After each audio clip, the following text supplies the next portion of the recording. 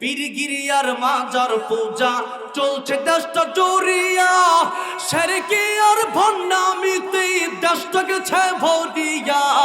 গাজর কুল কীর্তন মারিয়া, গাজর কুল কীর্তন মারিয়া দেখায় খাজার শান। ওরা শিক্ষিত শয়তান, ওরা শিক্ষিত শয়তান, ওরা শিক্ষিত শয়তান, ওরা শিক্ষিত শয়তান। কথা বলেন ঠিক না বেঠিক? পীর নামাজ দিছে দুই ওয়াক্ত কি পড়তে পারবো নাকি? নাউজুবিল্লাহ বলেন। আমি বললাম পীরের কথা মতো কি ইসলাম হবে নাকি? আমার আল্লাহ কি বলেছেন, আমার রাসূল কি করেছেন, ওইটার নাম ইসলাম। বাপ কি করেছেন, দাদা কি বলেছেন, ওইটার নাম ইসলাম হতে পারে না।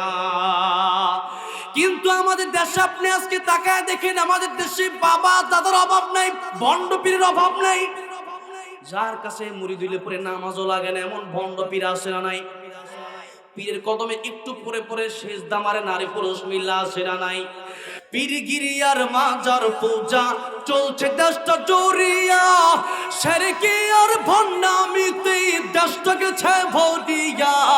গাজর কুল কীর্তন মারিয়া, গাজর কুল কীর্তন মারিয়া দেখায় খাজার শান। ওরা শিক্ষিত শয়তান, ওরা শিক্ষিত শয়তান, ওরা শিক্ষিত শয়তান, ওরা শিক্ষিত শয়তান। কথা বলেন ঠিক না বেঠিক? এই জন্য পীরের কথা ইসলাম চলবে না, আল্লাহর কথাই চলবে। আওয়াজ দিয়ে বলেন, আল্লাহর কথার বাইরে পীরে কি বলছে সেটা মানা যাবে না। আর আপনারা তো এখন কত লোক আছেন পীরে কি বলছে ওইটা শুনে নিছেন, পীরে কি বলছে ওইটা শোনা যাবে না। আল্লাহর কোরআনে কি বলছে এটা আপনারা ঘাটতে হবে, কোরআন বুঝতে হবে। এই জন্য নবীজি বলেছেন, আমি জান্নাতে গেলাম, জান্নাতে যাওয়ার পরে দেখলাম বেশিরভাগ গরিবেরা এই জান্নাতে আছে। বলেন সুবহানাল্লাহ। বেশিরভাগ গরিবেরা এই জান্নাতে, কিন্তু মূর্খ লোক জান্নাতে যাবে না। মূর্খ লোক কোথায় যাবে না? মূর্খ লোক জান্নাতে যাবে।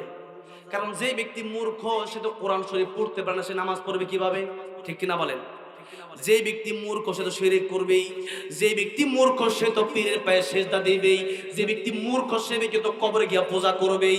এই জন্য কবর পূজা, খাট পূজা, বাবা পূজা, তালা পূজা, মাস্তান বাবা, যত বাবা আছে আমাদের দেশে।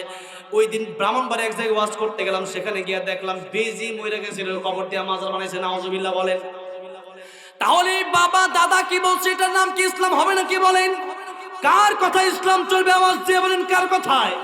আল্লাহর কোরআনে যে কথা আছে সেই কথা ইসলাম চলবে। আপনার ঘাটতে হবে ভালো করে। কেন ঘাটবেন আপনি? আপনি যদি মূর্খ হন, যদি কোরআন যদি আপনি না জানেন, জাহান্নামে যাওয়া লাগবে। কেন যাওয়া লাগবে? কারণ আপনি এতটা মূর্খ থাকলে হবে না। কোরআন তালাবুল ইলমি ফারিদাতুন আলা কুল্লি মুসলিম, দিন ইলম শিক্ষা করা প্রত্যেক মুমিন মুসলমান নরনারী সবার জন্য কি? বলেন সবার জন্য কি? সবার জন্য ফরজ। এখন কতটুকু শিক্ষা ফরজ? আপনার 5 ওয়াক্ত নামাজ পড়া লাগবে। এখন এই 5 ওয়াক্ত নামাজের জন্য আপনি নামাজে কি পড়বেন, নামাজে কতটুকু আপনার সূরা পড়া লাগবে, কতটুকু তিলাওয়াত করা লাগবে, কয়টা সিজদা দেওয়া লাগবে। এই নামাজ পড়তে হলে কোরআন শরীফ শুদ্ধ করা দরকার আছে না নাই? বলেন। নামাজ ভঙ্গের কারণ কয়টা আপনারা কি বলতে পারেন নাকি? বলেন। 19টা। তো এই নামাজ ভঙ্গের কারণ যদি 19টা হয়, প্রথম কারণ কি আপনারা বলতে পারেন? নামাজে কি পড়া? অশুদ্ধ পড়া। নামাজে কি পড়া? অশুদ্ধ পড়া। এখন নামাজে অশুদ্ধ পড়লে যদি নামাজ ভেঙে যায়, এলেঙ্গা পাম্পে, টাঙ্গের এলেঙ্গা পাম্পে সিরাজগঞ্জ যাচ্ছিলাম, মাহফিল তো সবই দিকেই মাহফিল। এখন সিরাজগঞ্জ যাওয়ার সময় এক লোক দেখলাম নামাজে দাঁড়াইছে। নামাজে দাঁড়ানোর পরে দেখলাম সূরা ইখলাস পড়তেছে, কুল হুয়াল্লাহু আহাদ পড়তেছে। চিন্তা করছেন? আহাদ মানে আল্লাহ একক, আর আহাদুন মানে ওয়াদা। আহাদুন মানে কি? ওয়াদা। তো দুইটা অর্থ কি এক হইলো? এক হইলো না। কোরআন শরীফের বহু জায়গায় বল পড়তেছে, আবার ইমামতি দাঁড়ায় গেছে, ইমামতি করতেছে। আমি তার পিছন থেকে একলা নামাজ পড়ে আয় বসে, সবাই চায় রয়েছে। এরপরে সবাই আয় আমার কাছে কার হয়েছে। আমি কইলাম যার তেলাওয়াত শুদ্ধ নাই নামাজ পড়লেন কেমনে? আমরা যার তেলাওয়াত শুদ্ধ নামাজ হবে না তো। এই জন্যে যেই হুজুর ভণ্ড হবে, যেই হুজুরের তেলাওয়াতই শুদ্ধ হবে না, কি হুজুর হতে পারে? আমাদের জন্য বক্তা আছে, যেই বক্তা ওয়াজ করে কিন্তু কোরআন শরীফ তেলাওয়াত শুদ্ধ করে করতে পারে না। ওয়া কদা রাব্বুকা আল্লা তা'বুদু ইল্লা ইয়্যাহু ওয়া কাদা রাব্বুকা পড়ে, এরকম বক্তা আছে না আমাদের দেশে? ও বাবা, আপনি কোরআন শরীফ পড়তে পারে না, সে বক্তা হয়ে গেছে। সে বক্তা হবে কেমনে? কোরআন শরীফ পড়া যান। একজন মুসলমান, আপনি কোরআন শরীফ পড়তে পারেন, আপনি কিসের মুসলমান? ঠিক কিনা বলেন? এই জন্য আসুন এটা কিন্তু আমি একটা গুরুত্বপূর্ণ একটা কথা বললাম, যে কোরআন শরীফ পড়েন না এর জান্নাতে যাওয়ার সিস্টেম, নামাজ ছাড়া আপনি জান্নাতে যাবেন কেমন? মুমিন আর কাফেরের মধ্যে পার্থক্য কি বলেন তো? নামাজ। এই নামাজ পড়তে হলে আপনার আগে জানা লাগবে কোরআন। কি জানা লাগবে? কোরআন জানা লাগবে। কিন্তু আজকে দুঃখজনক হলেও সত্য কথা, অনেক মুরব্বী বাবাজিদেরকে জিজ্ঞেস করলে আপনারা কোরআন শরীফ আমাকে সহিশুদ্ধ করে পড়ে শোনাতে পারবেন না। তা আপনারা জান্নাত যাওয়া আসা কেন করছেন? এই জন্য কোরআন শরীফ যদি আজকে এখন থেকে আল্লাহর কোরআনের ছাত্র হয়ে যান, আপনি এই সময় যদি আপনার মৃত্যু হয়ে যায়, আশা করা যায় আল্লাহ আপনাকে জান্নাত দেবেন। বলেন সুবহানাল্লাহ। তাইলে আপনি কেন বসে আছেন? তাহলে আজকে থেকে যারা কোরআন পারেন না, কোরআন শেখার প্রয়োজন আছে না নাই?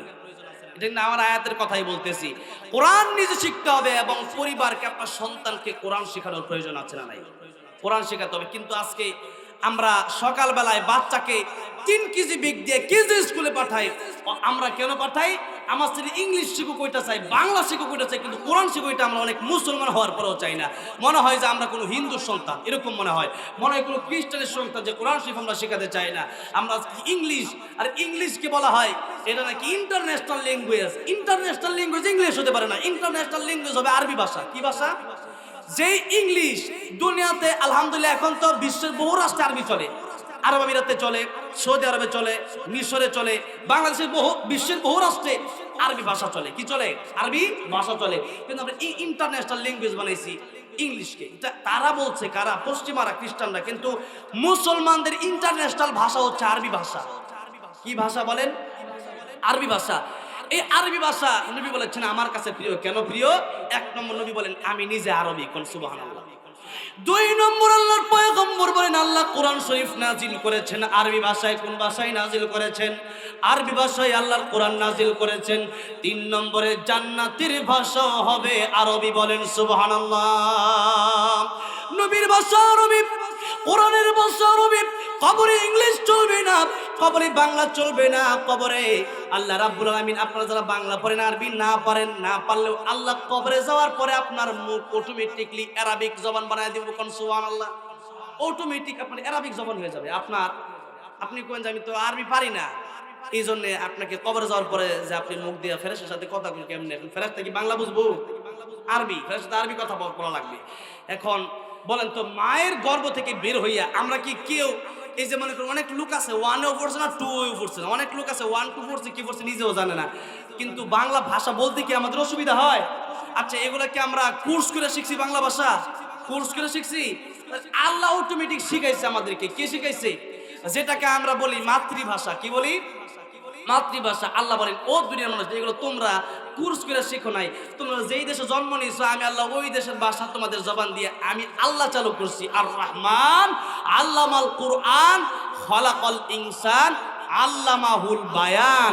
মানুষকে কথা বলার এই শিক্ষা কে দিয়েছেন বলেন তো? আল্লাহ দিয়েছেন।